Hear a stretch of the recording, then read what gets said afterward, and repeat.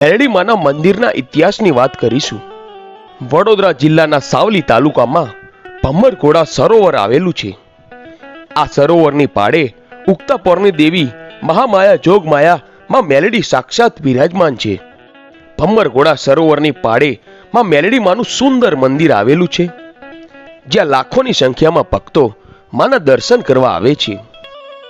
આ મંદિરનો ઇતિહાસ જોઈએ તો ઘણા વર્ષો પહેલાની આ વાત છે। લોકકથા અને દંતકથા મુજબ કહેવાય છે કે એક દિવસ દેવલોકમાંથી 4 જોગણીઓ નીચે ધરતી લોક પર ભ્રમણ કરવા માટે આવે છે। ભ્રમણ કરતા કરતા હાલનું જે મંદિર છે ત્યાં આવી પહોંચે છે। તે સમયમાં અહીંયા ચારેય તરફ હરિયાળું જંગલ હતું અને એક નાનકડી તલાવડી હતી।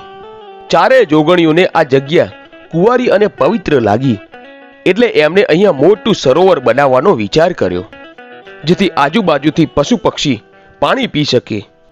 આમ ચારેય જોગણીઓએ 7 રાતની એક રાત બનાવી અને ઘોડા પર અસવાર થઈને ઘોડાના ડાબલે આખું સરોવર ખોદ્યું અને ફરતે પાળ બાંધી અને સવાર પડતા પહેલા તો ત્યાંની મહીસાગર નદીમાંથી પાણી આ સરોવરમાં ભર્યું। ઘોડા ઉપર અસવાર થઈને આ સરોવર ખોદ્યું, ત્યારથી આ સરોવરનું નામ ભમ્મરઘોડા પડ્યું। સરોવર બનાવ્યા બાદ ચારેય જોગણીઓએ પોતાના શરીરનો મેલ ઉતારીને એક પૂતળું બનાવે છે। પૂતળું બનાવ્યા બાદ ચારેય જોગણીઓ ભગવાન શંકર પાસે જાય છે અને ભગવાન શંકરને કહે છે, હે ભોળાનાથ, અમે આ પૂતળું બનાવ્યું છે, એમાં તમે પ્રાણ પૂરો। શિવજીએ આ પૂતળામાં પ્રાણ પૂર્યા। ત્યારબાદ ચારેય જોગણીઓએ પ્રગટ થયેલી દેવીને પોતાના હીરચીર સોંપી સરોવરમાં સ્નાન કરવા જાય છે અને જતા પહેલા કહેતા જાય છે કે અમારા હીરચીરની અને આ સરોવર તથા સમગ્ર પંથકની તમારે રક્ષા કરવાની છે।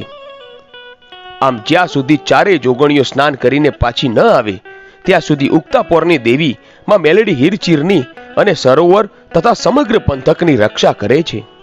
પછી ચારેય જોગણીઓ આ દેવી પર પ્રસન્ન થઈને પોતપોતાની શક્તિ અને અસ્ત્ર શસ્ત્ર આપે છે અને સાથે આશીર્વાદ આપતા કહે છે કે ધરતીના લોકો આ પંથકમાં તમારું મંદિર બનાવશે અને તમને માતા તરીકે પૂજશે।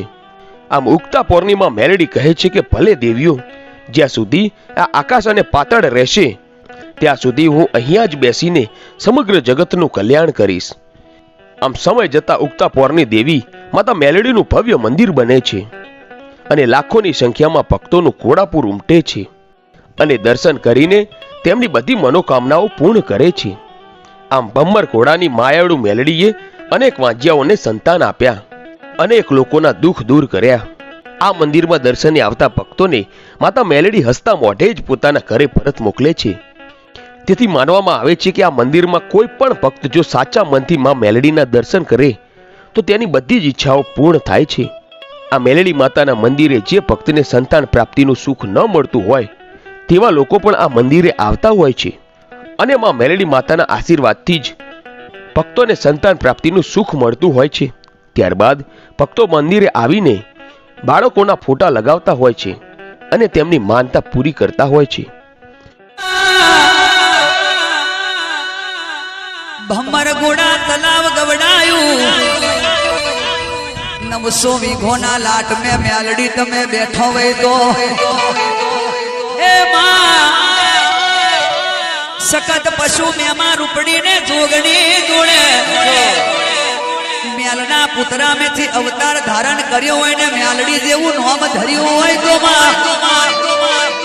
મારી તો મિત્રો, આ હતો ભમ્મરઘોડાની માયાળુ મેલડીનો ઇતિહાસ।